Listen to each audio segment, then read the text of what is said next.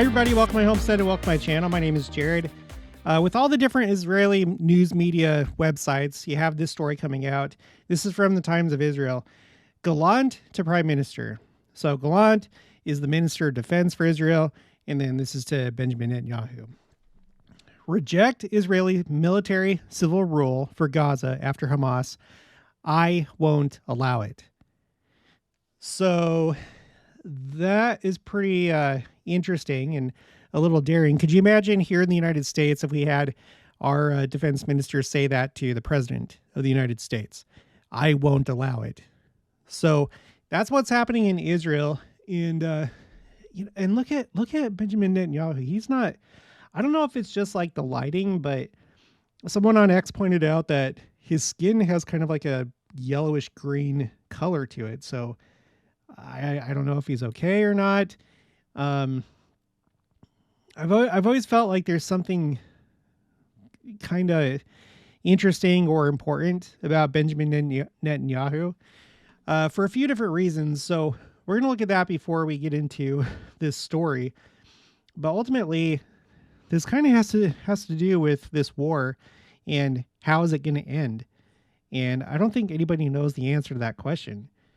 It's a big question mark.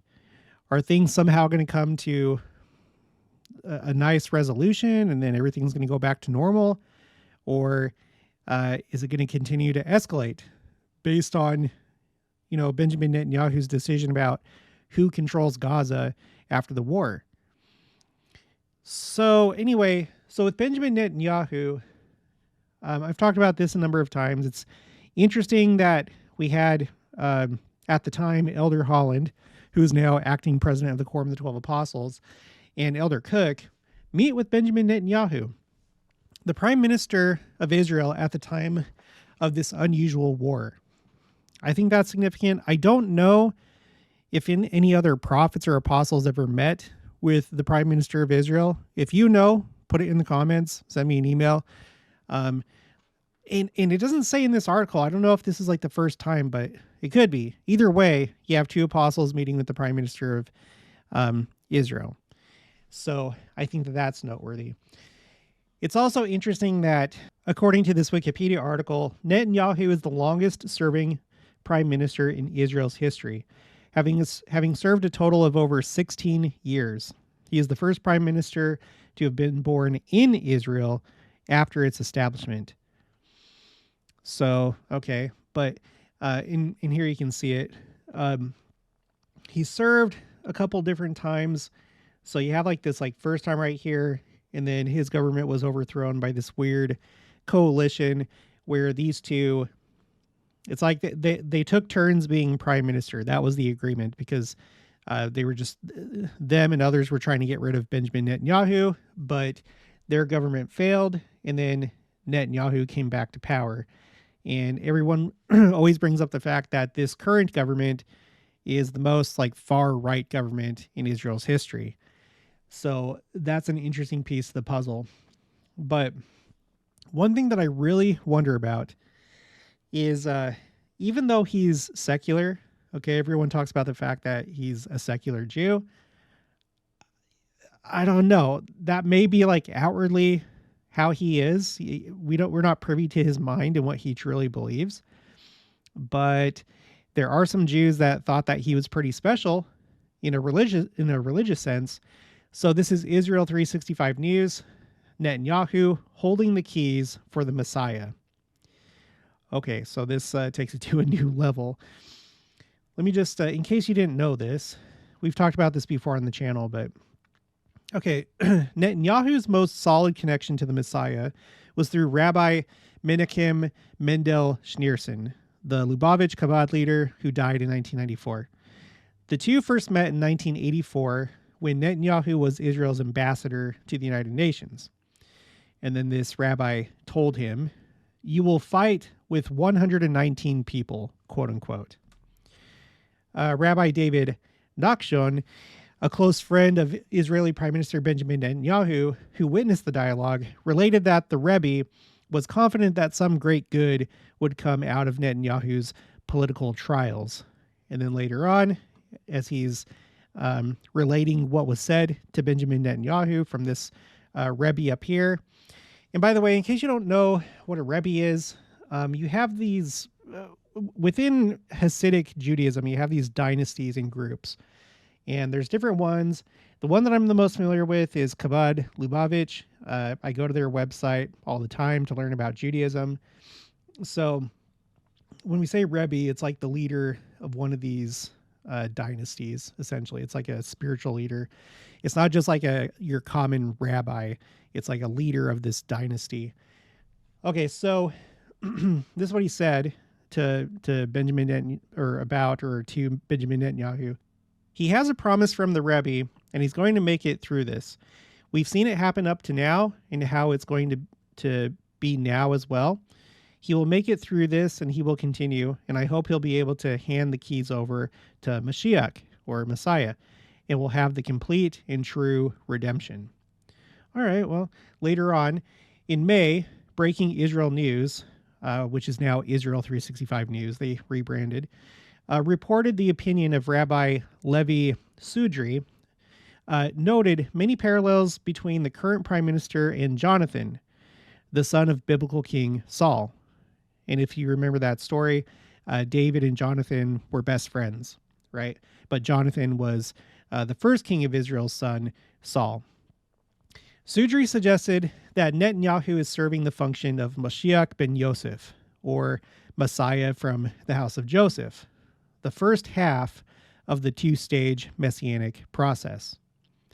Now, a lot of people have already commented and realized that it's interesting that the Jews have this belief of like a first phase Messiah from the house of Joseph or son of Joseph. And they pointed out, oh, look at our church. We have Joseph Smith, who was a literal descendant of that Joseph that was sold into Egypt. And look what it says here. This is what they expect Mashiach ben Yosef to do. So think about Joseph Smith. Mashiach ben Yosef is a practical, mundane process that includes the ingathering of the exiles. So another way of saying that is gathering scattered Israel and building up the land of Israel. And isn't that what Joseph Smith was engaged in doing, right? You had the restoration, the ingathering of scattered Israel. But in this case, during his life, he was gathering them to America, right? To the different places of gathering, Kirtland, Missouri, later Nauvoo. Okay, the second stage, Mashiach ben David, Messiah from the house of David, is a miraculous process which includes the reestablishment of the Davidic dynasty and the completion of the third temple. So this rabbi thinks that Benjamin Netanyahu is Mashiach ben Yosef. Okay? And these things have been told to him. So whether you're secular or not, if you have like these flattering things being told to you, maybe you entertain that idea a little bit. Okay? So I think that we have to think about this when we think about Benjamin Netanyahu, his government, possibly how others see him, maybe not publicly, but maybe under the radar. But it's at least enough for this article to be written on Israel 365 News. And these prominent rabbis and rebbes telling him these things. So there are a certain number of people that believe this. Okay. And let me tell you, in talking with Rabbi Gerfein and other Jews and just keeping on top of news in the Jewish world and Israel, there is a lot of excitement right now about Messiah appearing. It's like at fever pitch. I talk about it all the time with Rabbi Gerfein.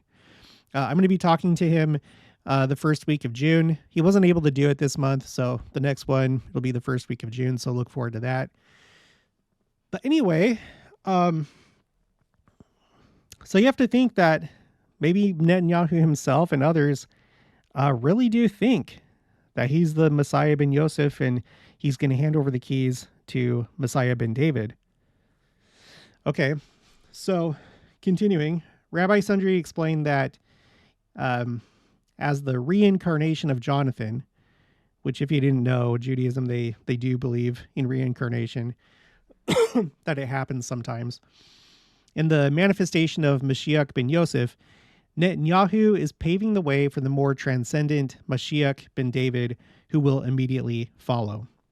quote, "It is very clear that we see in Prime Minister Benjamin Netanyahu that he is fulfilling his destiny as Mashiach ben Yosef, which is to say the reincarnation of Jonathan," end quote. Rabbi Sidri told Breaking News Israel at the time. Continuing, "The name Netanyahu is composed of the same letters as the name Jonathan in Hebrew." For them, for Jews, stuff in the Hebrew language, like words and stuff, are very important. It comes down to gematria, gematria? Gematria? Yeah, gematria, which is associating letters with numbers. And so when you add up the value of all these letters, you get certain values. And so if you have the same letters in Netanyahu and the same letters for Jonathan, then they have the same value, right? Okay, so continuing. This sentiment was repeated by Rabbi Moshe ben Tov, known for his ability to perceive the past and present of people by gazing at the mezuzah on the door. After attaching a mezuzah in the prime minister's office, Rabbi ben Tov made a remarkable statement to the prime minister.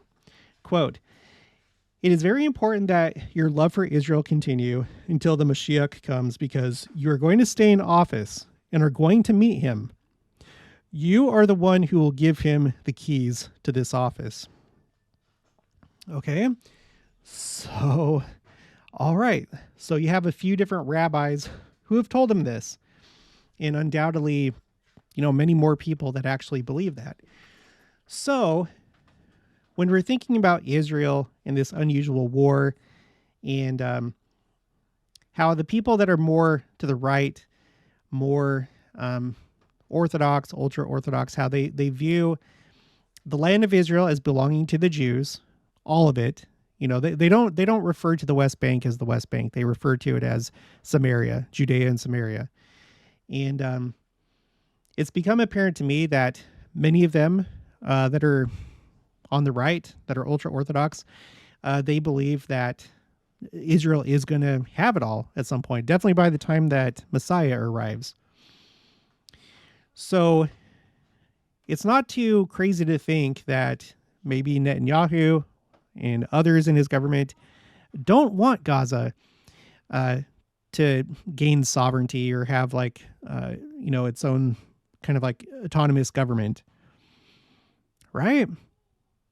Is Netanyahu holding out for a Messiah to come? I don't know. This is all speculation, but we're having some problems right now. Okay, so Galant, the Minister of Defense, to Netanyahu: "Reject Israeli military civil rule of Gaza after Hamas. I won't allow it." So he's saying it needs to go back into the hands of Palestinians, or we can't be the ones to control Gaza afterwards. Okay, now look at this. Imagine if this happened in the United States. The United States is like in a really important war. Not just like Afghanistan or Iraq, because that was, on the other side of the world. But say, I don't know, I guess we don't really have an equivalent, but say that there was like a very serious war that was threatening the existence of the United States, and the defense, the Secretary of Defense gives a televised address saying, "I will not allow, this outcome," just independent of the president of the United States. That's what's happening right here. In a televised address Wednesday, Defense Minister Yoav Galant told Prime Minister Benjamin Netanyahu that he must take, quote unquote, tough decisions, or that they must take tough decisions to advance non-Hamas governance of Gaza, whatever the personal or political cost, because the gains of the war are being eroded and Israel's long-term security is at stake. Galant warned in his address that he will not consent to Israeli civil or military governance of Gaza, and that governance by non-Hamas Palestinian entities, accompanied by international actors, is in Israel's interest. Netanyahu, he said, must publicly rule out the notion. So he needs to tell everybody, he needs to rule out the notion of ongoing Israeli military or civil rule in the Strip. I personally think that maybe not Netanyahu himself, I don't know, but I think there are those in his government that they don't want Gaza to exist again as like a Palestinian enclave.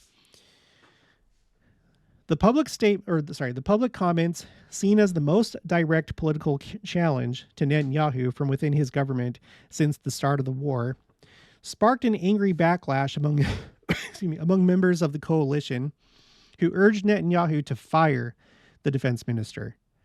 Only hours earlier, the premier declared that any discussions of the day after in Gaza are meaningless until Hamas is defeated. All right, later on in the article, can't remember if there was a part here.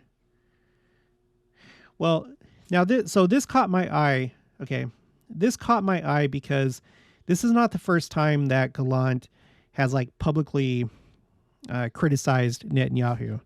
Before the war started, you had this happen. Let's look at my timeline actually.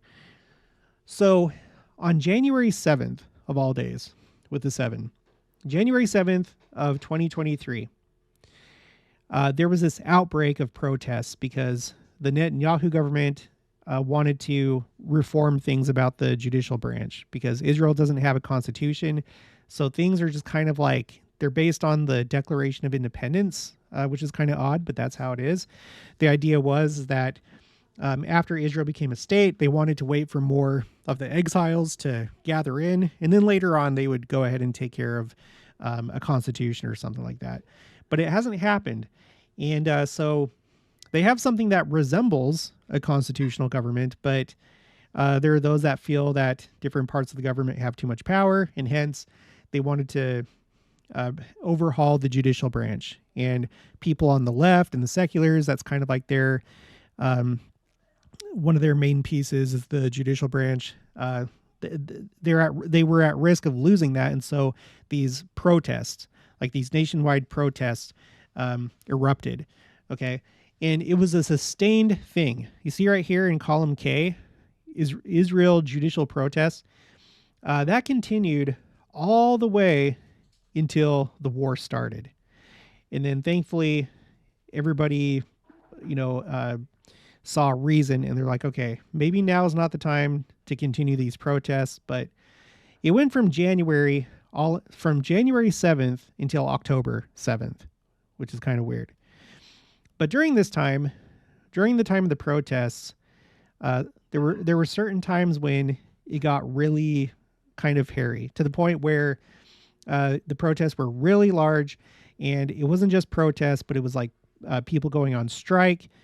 And of concern was the military reservists not showing up for duty, and therefore not receiving their training, not being prepared according to military standards. Yeah, because like when you're not at war, everything is about training and keeping up your whatever certifications, your whatever. So Galant had a problem with that. He's like, look, this is starting to affect the military, what you're trying to do with the judicial branch. So, okay, so let's go here. This is from April 10th, 2023. Netanyahu reinstates Galant. So for a short time, he fired him. You'll see why. Netanyahu reinstates Galant, blames last coalition for cross-border attacks. Okay. Facing dire polls and growing public anger and anxiety over a wave of attacks on multiple fronts, Prime Minister Benjamin Netanyahu announced Monday the permanent reinstatement of Defense Minister Yoav Galant, who he fired 2 weeks ago, for publicly calling to freeze his plans to overhaul the judicial system. Can you imagine this in the United States if the Secretary of Defense was like, look, President so-and-so, you need to stop doing this, or else I'm gonna like publicly fight you. Like that would just be like unfathomable for me. So, okay. In a primetime address and press conference, Netanyahu lashed out at the opponents of the planned shakeup of the judiciary, which he paused following mass protests and a general strike in response to Galant's axing, while vowing that his right religious coalition will restore security. So things really kind of got out of hand after he fired Galant. And then you had this mass protest and a general strike. And then Netanyahu was like, okay, wait, just kidding. He's back. Don't worry. And we'll slow things down. So he asserted that warnings by army... Okay, so this is Galant.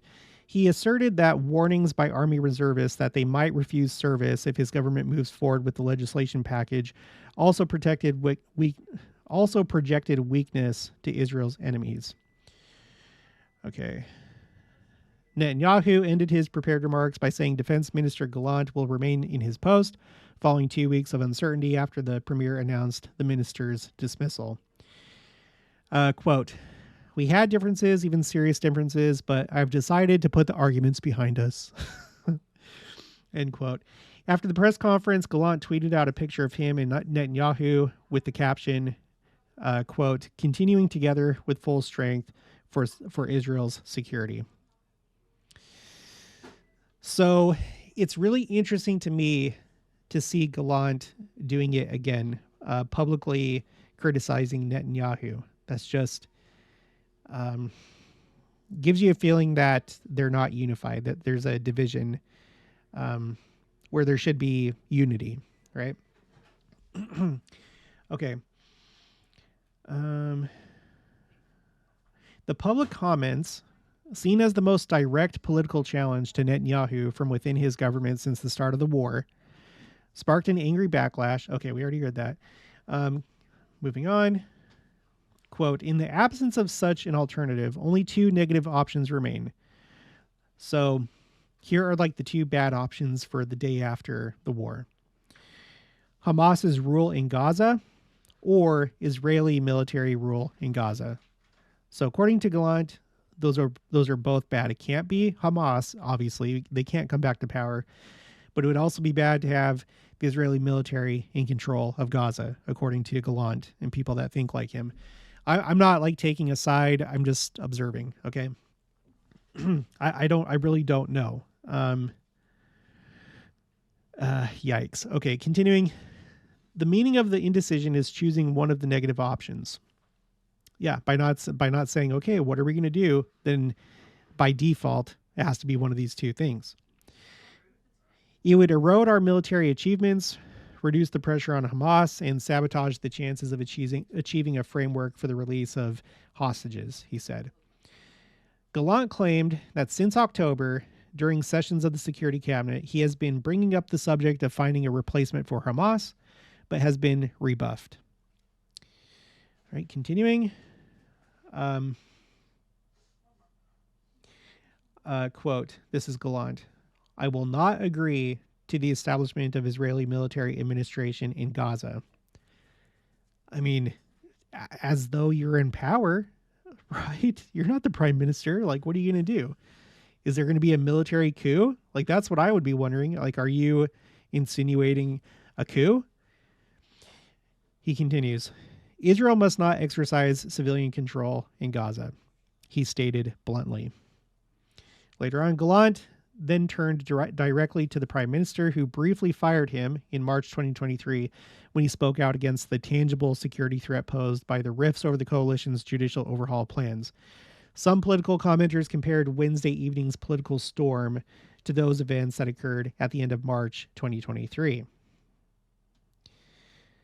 Galant said, quote, "I call on Prime Minister Benjamin Netanyahu." Okay. Again, the defense minister to the prime minister.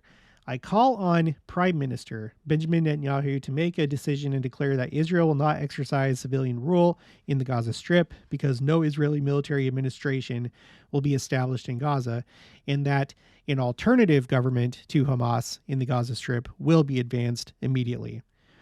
That is our obligation and responsibility in order to lead the state to a better place. Right now, on our watch for the sake of the state's future, we have to take tough decisions, advancing the national interest over all other interest, even if this requires paying personal or political costs." He said, "The eyes of the nation are on us and that Israelis expect us to make the correct decisions."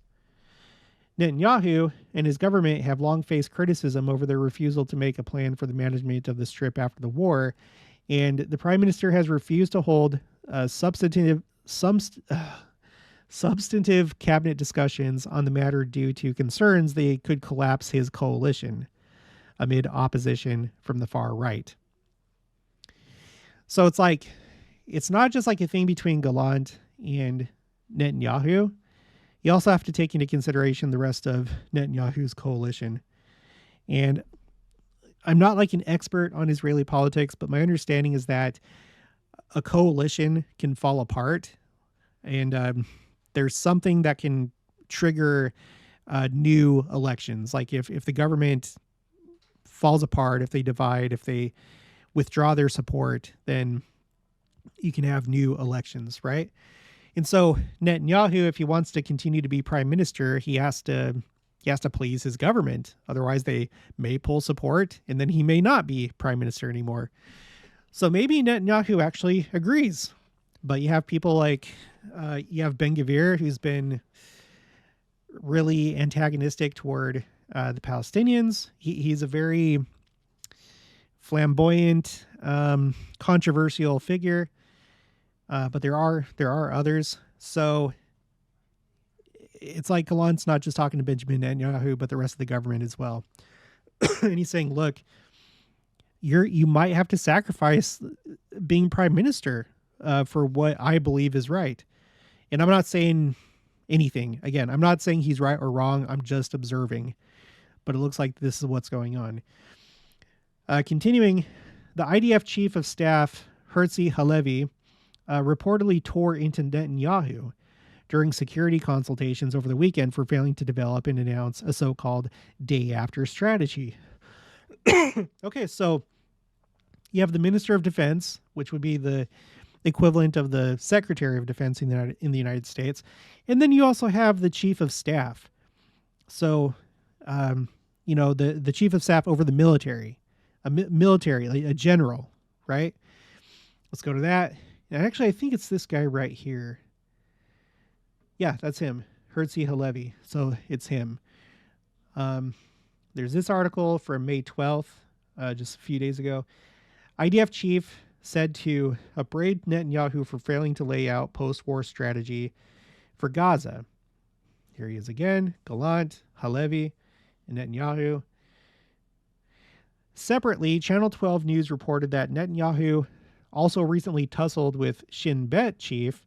That's like I think the Shin Bet's like their, kind of like their CIA, or no, it's like the FBI. Shin Bet chief Ronen Bar over the issue of strategic planning after the latter told the prime minister that he had met with Defense Minister Yoav Galant for talks, quote, that took into account all the fronts and considerations. Okay, so the FBI chief, like their version of the FBI, I think I'm right about that, met with Galant, right? They had their own meeting, and then Netanyahu says, "What? You're holding strategic deliberations with the defense minister?"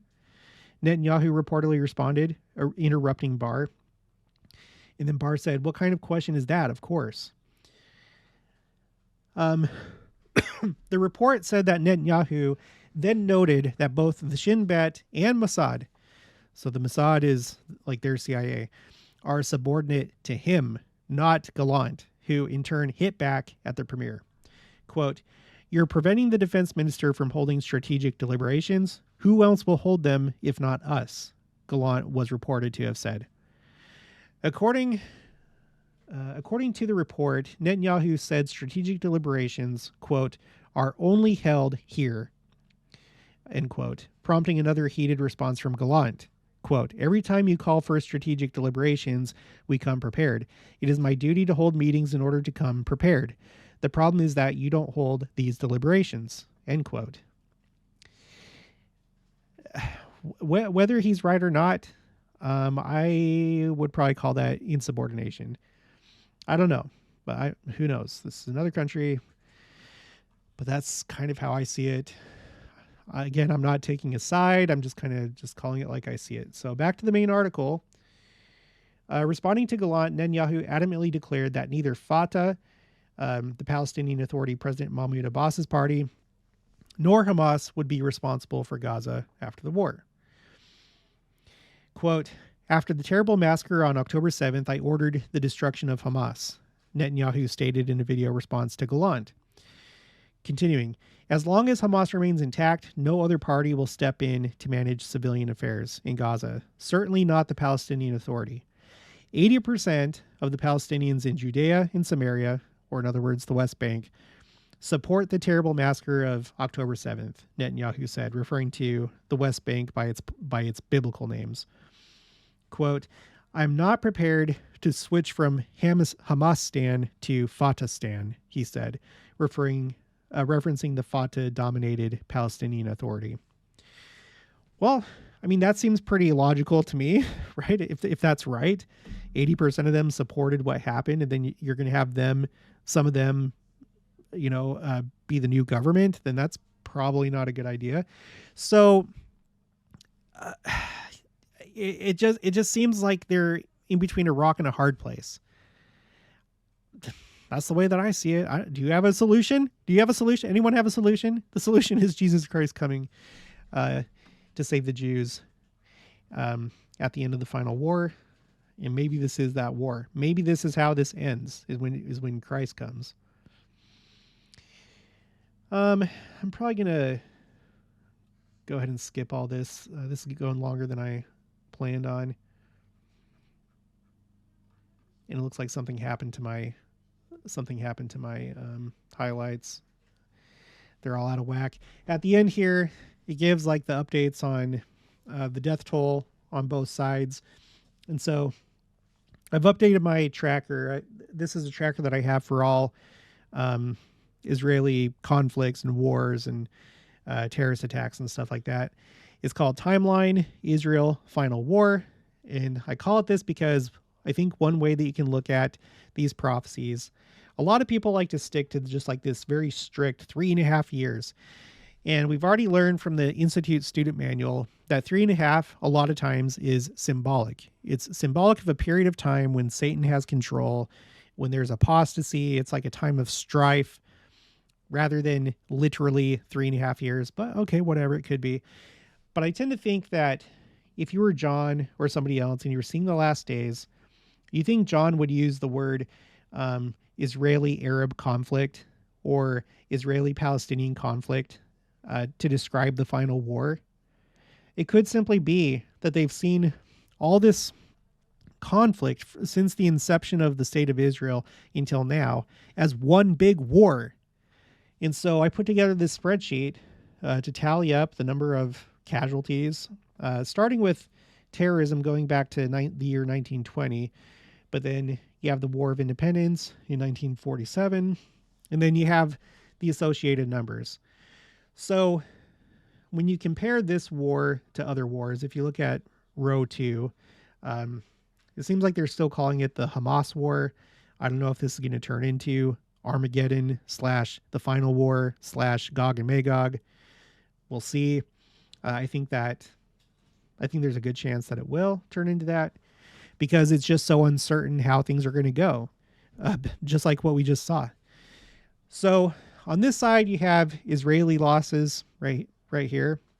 And the total is in this blue column. And then you have Israel's enemies right here on the right. And what is typically the case with the enemies of Israel is there usually isn't it's like hard to ascertain the number of actual like casualties, because whether that's because of, politics and psychological warfare or propaganda or whatever, it just seems like there's always like these high estimates and these low, these low estimates. So that's why I have 2 columns for that. Okay. High estimate, low estimate. So let's look at this war and compare it to these other wars with the current numbers. I've updated both sides. So obviously nothing going back until the 1970s compares at all. Okay. Nothing compares. The only thing that really compares is the 1973 Yom Kippur War, a war that seems to parallel this war in the way that it was started. It was a complete surprise attack. It was on a Jewish holiday. and both of these are existential wars. Okay, so, and by the way, this war started almost exactly 50 years to the day that the Yom Kippur War started. It was like 1 year and a day. So that's kind of odd. But anyway, if these numbers are right on this side, then there have been many more deaths on the enemy side compared to the Israeli side, compared between the Hamas war and the Yom Kippur war. It's been deadlier on the Israel's enemy side. For the Israeli side, we're not there yet. Things could escalate even more. I hope that they don't, but it could get to that point. Okay, so, and then the next like existential war would have been the 6-Day War, and you can see that this war is already much deadlier than that one, both on the Israeli side and the enemy side. And that's not okay. Never mind. Let's continue. And then the other existential war was the War of Independence, where the Israeli side during the War of Independence is much higher than what we currently have with the Hamas war, but not on the enemy side. Again, that's dependent on if these numbers are accurate or not. But as of right now, if they are accurate, then there's more. Now, some of these numbers are not entirely accurate because there's some countries that participated in some of these wars, and you can't really find how many losses they had. It just seems like for some of them, they didn't record them. I don't know. So we don't have the true numbers. This is just a approximation. But you can see that this war, it is right up there with those other three existential wars. And we're still in it. And we don't know how it's going to end. And there's a lot of potential for it to escalate, especially if Israel starts fighting, or if like the war shifts gears and now focuses on Hezbollah, or if something else happens with Iran and then Iran gets back into it, that could happen. Just who knows? But okay, so that's where we're at.